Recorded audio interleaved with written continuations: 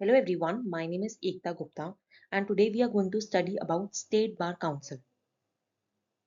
तो हमने advocates act 1961 की पूरी हिस्ट्री पढ़ी थी कि एडवोकेट्स एक्ट 1961 कैसे इन्फोर्स में आया। तो जो चैप्टर 2 है of advocates act 1961, it provides for bar councils. तो बार काउंसिल्स क्या होते हैं? ये हम बोल सकते हैं स्टैट्यूटरी लीगल बॉडी है। स्टैट्यूटरी लीगल बॉडी का मतलब क्या है कि एक स्टैट्यूट द्वारा बनाई गई है। इसका पूरा आप कॉम्पोजिशन अगर क्रिएशन देखें तो वो आपको एडवोकेट्स एक्ट 1961 में मिल जाएगा। तो जो बार काउंसिल होती है ना, वो एक ऐसी बॉडी होती है जो रिस्पॉन्सिबल होती है एडवोकेट्स का रिप्रेजेंटेशन करने के लिए, उनके इंटरेस्ट को रिप्रेजेंट कर सकें या फिर उन्हें रेगुलेट कर सकें। अब जो बार काउंसिल्स होते हैं ना, वो भी दो हिस्सों में डिवाइडेड है। यानी कि पूरे अगर इंडिया की हम बात करें तो एक होता है बार काउंसिल ऑफ इंडिया, और जो स्टेट्स हैं उन्होंने भी अपने खुद के बार काउंसिल्स बना रखे हैं, तो हम उसको बोलेंगे स्टेट बार काउंसिल्स। तो जो बार काउंसिल ऑफ इंडिया है वो मतलब सारे एडवोकेट्स को कवर करता है, वो सारे एडवोकेट्स को रेगुलेट करता है। अगर हम देखें मतलब पूरे देश में जितने भी हैं उनके लिए एक सिंगल बॉडी। और जो स्टेट बार काउंसिल्स है वो अपनी अपनी स्टेट में इंडिविजुअली एग्जिस्ट करता है, तो वो अपने स्टेट के सारे जो एडवोकेट्स हैं उनको रेगुलेट करते हैं, उनका रिप्रेजेंटेशन करते हैं। नाउ सेक्शन 3 जो है advocates act 1961, it specifically provides for state bar councils की स्टेट बार काउंसिल्स का कॉम्पोजिशन क्या होता है, उसके अंदर क्या क्या चीज़ होती है, वो पूरी सेक्शन 3 ऑफ एडवोकेट्स एक्ट 1961 में हमें डिटेल में जानने को मिलेगी। और इतना ही नहीं, जो बार काउंसिल्स हैं उसकी तरह ही बाकी प्रोफेशंस में भी बॉडीज होती है जो रेगुलेट करती है। जैसे कि आपने सुना होगा जो डॉक्टर्स है, उनके रिप्रेजेंटेशन उनके रेगुलेशन के लिए रिस्पॉन्सिबल कौन है? Medical council. तो ऐसे ही सिमिलरली एडवोकेट्स के रिप्रेजेंटेशन के लिए, उनके इंटरेस्ट को ध्यान में रखने के लिए, उसको रिप्रेजेंट करने के लिए, उन्हें रेगुलेट करने के लिए हमारी बार काउंसिल एग्जिस्ट करती है। सेक्शन 3 क्लॉज 2 जो है वो बताता है कि स्टेट बार काउंसिल के मेंबर्स कौन कौन होंगे। तो ए पार्ट में क्या लिखा है? In the case of bar council of Delhi, the additional solicitor general of India would be the x official member. तो अगर आप बाकी के जो क्लॉजेस पढ़ेंगे इसमें, उसमें आपको पता चलेगा कि जो बार काउंसिल ऑफ असम है उसको हम बार काउंसिल ऑफ असम बोलते हैं, बार काउंसिल ऑफ दिल्ली को बार काउंसिल ऑफ दिल्ली बोलते हैं। तो बस उसमें ऐसी चीजें हैं। बट अब हम अगर हम मेंबर्स और स्टेट बार काउंसिल की बात करें, तो अगर आपका बार काउंसिल ऑफ दिल्ली है तो उसमें जो additional solicitor general of India होंगे वो एक मेंबर होंगे ही होंगे। यहाँ पे लिखा है ex officio member. Ex officio member का मतलब क्या होता है कि यानी कि जिसने भी ये पोजीशन होल्ड कर रखी होगी, यानी कि additional solicitor general of India की अगर आपने पोजीशन होल्ड कर रही है तो आप automatically member of bar council of Delhi बन जाएंगे। इसलिए नहीं बनेंगे कि आप इलेक्ट हुए हैं as a member of the bar council of Delhi, but इसलिए बनेंगे उसके मेंबर क्योंकि आपने ये जो पोजीशन है additional solicitor general of India वो होल्ड कर रखी है, इसलिए आप automatically bar council of Delhi के मेंबर बन जाएंगे। Then B point states that the number of elected advocates in State Bar Council would depend upon the electoral roll, which refers to the official voter list of that bar council. इसका मतलब ये है कि जैसे हमने बोला कि additional solicitor general of India जो है वो automatically member of bar council of Delhi होंगे। अब अदर मेंबर्स में कौन आते हैं? जो इलेक्टेड एडवोकेट्स होते हैं ना, वो भी members of the bar council of Delhi होंगे। बट ये जो एडवोकेट्स हैं वो किसके द्वारा इलेक्ट हुए जाते हैं? वो एक इलेक्टोरल रोल होता है। इलेक्टोरल रोल आप समझ सकते हैं कि एक वोटर लिस्ट होती है, यानी कि कौन कौन लोग वोट कर सकते हैं और इन एडवोकेट्स को इलेक्ट कर सकते हैं। तो उसके बारे में हमें कैसा पता चलेगा? मान लीजिए if the electoral rate is less than 5000, इसका मतलब ये है कि जो वोटर लिस्ट है उसमें अगर जो नाम है वो 5000 से कम लोगों का है, तो कितने इलेक्टेड मेंबर्स हो सकते हैं? सिर्फ 15 हो सकते हैं। लेकिन अगर जो वोटर लिस्ट है उसमें मोर देन 5000 लोगों के नाम है बट लेस देन 10,000, तो कितने इलेक्टेड मेंबर्स हो सकते हैं? तो 20 इलेक्टेड मेंबर्स हो सकते हैं। ऐसी अगर जो इलेक्टोरेट है या फिर जो वोटर लिस्ट है उसके अंदर 10,000 से ज़्यादा जो वोटर्स है, तो कितने इलेक्टेड मेंबर्स हो सकते हैं? 25 इलेक्टेड मेंबर्स हो सकते हैं। Now, all of which are elected in accordance with the system of proportional representation by means of single transferable vote from amongst the advocates on the electoral roll of the State Bar Council. इसका मतलब क्या है? System of proportional representation by means of single transferable vote. ये आपने president के अगर आपने elections के बारे में पढ़ा होगा तो आपने ये टर्म जो है वो बहुत बार सुनी होगी। तो इसका मतलब क्या है? सपोज एक पर्सन है, वो एक वोटर है, ठीक है, अब उसके पास क्या क्या ऑप्शंस है, या तो वो वन को वोट कर सकता है, या तो वो सेकंड कैंडिडेट को वोट कर सकता है, या फिर वो थर्ड कैंडिडेट को वोट कर सकता है। तो अब जनरली जब हम वोट करते हैं तो हम ऐसे कर देते हैं कि अरे ए को जो है ना वो सेकंड कैंडिडेट पसंद है तो वो सेकंड वाले को वोट कर देगा।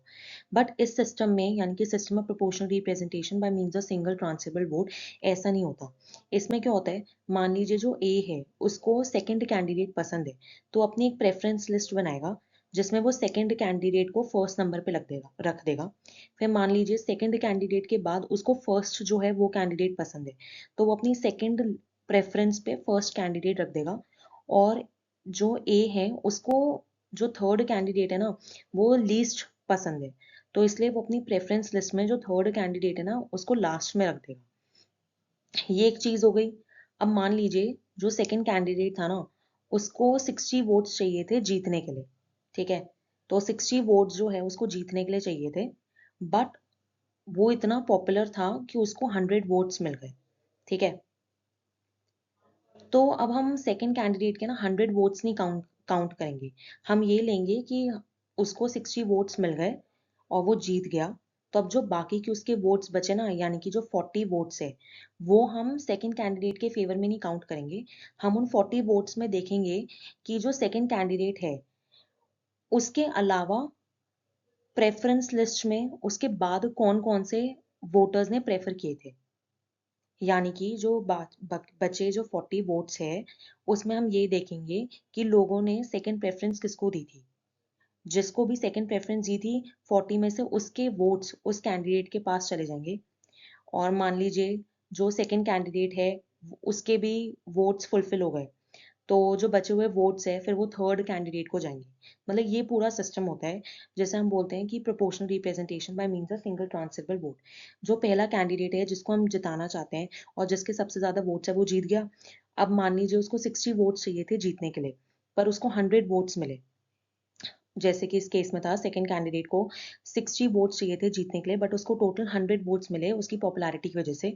तो हम 60 वोट्स इसके रख लेंगे और जो 40 वोट्स बचेंगे उसमें हम देखेंगे कि जो सेकंड कैंडिडेट था वो ऑफ कोर्स फर्स्ट प्रेफरेंस में था, बट जो 40 वोट्स बचे हैं उसमें सेकंड प्रेफरेंस क्या किस कैंडिडेट को थी, उसके उसमें डाल देंगे बाकी जो बचे हुए वोट्स है। फिर उसमें देखेंगे सेकंड कैंडिडेट के भी सारे वोट्स कंप्लीट हो गए, वो अब सेकंड पोजीशन पे आ गया। तो जो बाकी के जो सारे बचे वो हम थर्ड कैंडिडेट जो भी लीस्ट पॉपुलर है उसके में डाल देंगे।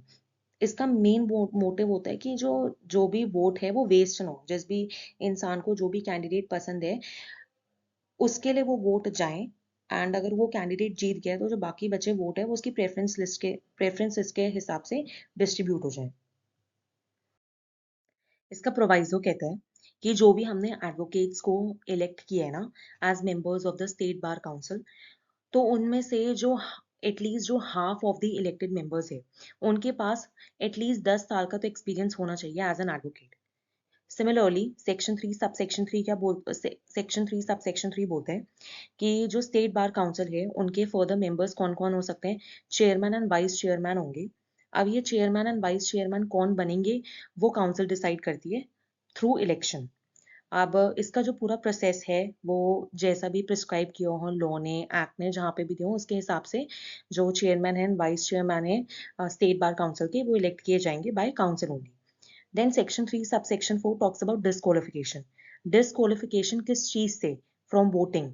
जैसे कि आपका इलेक्टोरेट में नाम ही नहीं आएगा, आप एलिजिबल ही नहीं होंगे वोट करने के लिए, या फिर फ्रॉम बीइंग इलेक्टेड आप एक इलेक्टेड मेंबर बनने से आपको बार कर दिया जाएगा, या फिर सिंपली एक member of the state bar council आपको कब डिस्क्वालीफाई कर दिया जाएगा। तो इसका क्या है प्रोसीजर, अगर आपके पास वो क्वालिफिकेशन नहीं है जो बार काउंसिल ऑफ इंडिया ने बताई हुई है, या फिर कोई भी उन्होंने कंडीशन ले डाउन की और आपने उन कंडीशन को फुलफिल नहीं किया है, तो फिर आप इन सब चीज़ों से डिस्क्वालीफाई किए जा सकते हैं। एंड जो भी इलेक्टोरल रोल होगा, यानी कि कौन कौन से जो एडवोकेट्स है वो वोटिंग कर सकते हैं, उसकी जो भी लिस्ट प्रिपेयर होती है ना, तो वो आपके पास मैंडेटरी होता है कि आपको वो हर बार प्रिपेयर करनी होती है फ्रेश लिस्ट। जैसे जैसे एडवोकेट्स ऐड ऑन होते जाते हैं आपको वैसी वो रिवाइज करनी होती है, आपको वैसी दोबारा प्रिपेयर करनी होती है फ्रॉम टाइम टू टाइम। तो ये आपकी एक ड्यूटी भी हो सकती है, हम इसे बोल सकते हैं कि एक ड्यूटी भी है स्टेट बार काउंसिल की कि आपको फ्रेश लिस्ट जो भी है इलेक्टोरेट की वो मेंटेन करके रखनी है। Now section 8 talks about term of office of the members of state bar council. तो जो भी स्टेट बार काउंसिल के जो भी मेंबर्स हैं उनका टर्म कैसा होगा, जो भी हमने ऊपर बात की इलेक्टेड मेंबर्स का, तो उनका कितना टर्म होगा, 5 ईयर्स। और 5 ईयर्स कब से, starting from the date of publication of the election result. जैसे ही रिजल्ट आए उसी दिन से 5 साल स्टार्ट हो जाएंगे और आप 5 साल तक member as an elected member of the state bar council आप रह सकते हैं। अब मान लीजिए जो स्टेट बार काउंसिल है किसी भी रीजन की वजह से वो इलेक्शन नहीं करवा पाया, या फिर एक फेलियर बोल सकते हैं कि इलेक्शन नहीं हो पाए, तो फिर ये जो इलेक्टेड मेंबर्स है ना, वो 5 साल के बाद 6 महीने और रह सकते हैं, 6 महीने से और ज्यादा नहीं रहेंगे। अगर ऐसा कोई सिनेरियो आता है कि स्टेट बार काउंसिल जो है वो इन 5 साल के खत्म होने से पहले इलेक्शन नहीं करवा पा रहा है, तो जो इलेक्टेड मेंबर्स हैं उनका 5 साल से टर्म थोड़ा और ज्यादा बढ़ जाएगा, यानी कि 5 साल एंड 6 महीने उनका टर्म जो है वो हो जाएगा। पर ये जो 6 मंथ्स है ना, उससे आगे नहीं हो सकता। उसके बाद तो ऑफकोर्स अब स्टेट बार काउंसिल को इलेक्शन तो कभी ना कभी तो करवाने ही होंगे ना। अगर आपने 5 साल के अंदर एक इलेक्शन नहीं करवाए हैं, तो फिर आपकी ड्यूटी है कि आपको कम से कम इन 6 महीने जो आपको एक्स्ट्रा दिए उसमें तो आप इलेक्शन करवाएं। पर ये नॉर्म होता है कि 5 साल खत्म होने से पहले, just before the expiry of the set 5 years, you have to conduct the elections. Now section 6 talks about functions of the state bar council. तो आप फंक्शंस कहें या ड्यूटीज कहें, इसमें इंक्लूडेड है। तो ये बहुत सिंपल लैंग्वेज में लिखा हुआ है, बहुत सिंपल है, बट फिर भी हम एक बार इसको रीड करते हैं। फर्स्ट है, take decisions on matters as to whom should be enrolled as advocates on its state roll. यानी कि आपको पता है कि जब हम लॉ कर लेते हैं, जब हम लॉ ग्रेजुएट हो जाते हैं, तो फिर हमें अपना इनरोलमेंट करवाना होता है। तो जो स्टेट बार काउंसिल है वो ये देखता है कि क्या आपके पास वो क्वालिफिकेशन है, क्या आपने वो जो कंडीशंस है वो फुलफिल कर ली है, और अगर आपने फुलफिल कर ली है तो फिर वो आपका इनरोलमेंट करते हैं। तो prepare as well as maintain such roll. तो स्टेट बार काउंसिल की फिर ये रिस्पॉन्सिबिलिटी हो जाती है कि जैसे जैसे एडवोकेट्स का एनरोलमेंट होता है उस लिस्ट को रिवाइज करते रहें फ्रॉम टाइम टू टाइम, उसको पूरा मैनेज करें। Then responsible for disciplinary actions and therefore entertain decide the matters of misconduct against advocates. अगर किसी भी एडवोकेट के अगेंस्ट के एलिगेशन है कि उन्होंने किसी के साथ भी मिसकंडक्ट किया है, तो फिर स्टेट बार काउंसिल जो है वो उनके अगेंस्ट, उन एडवोकेट के अगेंस्ट डिसिप्लिनरी एक्शंस दे सकता है। वो डिसाइड करेगा कि उस मैटर में हुआ क्या है या नहीं, क्या नहीं हुआ है। देन जो भी एडवोकेट्स इनरोल्ड है वो स्टेट बार काउंसिल के पास, तो स्टेट बार काउंसिल की ड्यूटी है कि आप रिप्रेजेंट करें उस एडवोकेट के सारे जो एडवोकेट्स आपके पास इनरोल्ड हैं उनके राइट्स को, प्रिविलेजेस को, इंटरेस्ट को, ना कि सिर्फ उन्हें प्रोटेक्ट करें लेकिन उन्हें रिप्रेजेंट भी करें। Then promote and encourage the growth of bar association to ensure effective implementation of welfare schemes. Then जो स्टेट बार काउंसिल है उनका ये भी एक फंक्शन या ड्यूटी होती है कि जो भी बार एसोसिएशन होता है, यानी कि एक ऑर्गेनाइजेशन आप समझ सकते हैं लॉयर्स की, उनको वो प्रमोट करें, उनका जो ग्रोथ है वो इनकरेज करें, ताकि जो भी वेलफेयर स्कीम्स होती है रिलेटेड टू एडवोकेट्स उनका प्रॉपर इम्प्लीमेंटेशन हो सके, ताकि जो कम्युनिकेशन गैप है ना वो कम हो सके। तो अगर स्टेट बार काउंसिल जो है एंड जो बार एसोसिएशन, जो लॉयर्स जो है उन्होंने बना रखी है, अगर उसके बीच में अच्छा कम्युनिकेशन होगा, पता चलेगा स्टेट बार काउंसिल को कि क्या क्या जो एडवोकेट्स हैं उनकी ज़रूरतें क्या है, उनकी नीड्स क्या है, तो फिर प्रॉपर इम्प्लीमेंटेशन हो पाएगा जो भी वेलफेयर स्कीम्स एसोसिएटेड है लॉयर से related. Then support and encourage the reforms in law. Law में जो भी चेंजेस हो रहे हैं उसको सपोर्ट एंड एनकरेज करना चाहिए स्टेट बार काउंसिल्स को। Then organize and conduct seminars to impart knowledge on various legal topics by distinguished jurists, publish journals, papers relating to law.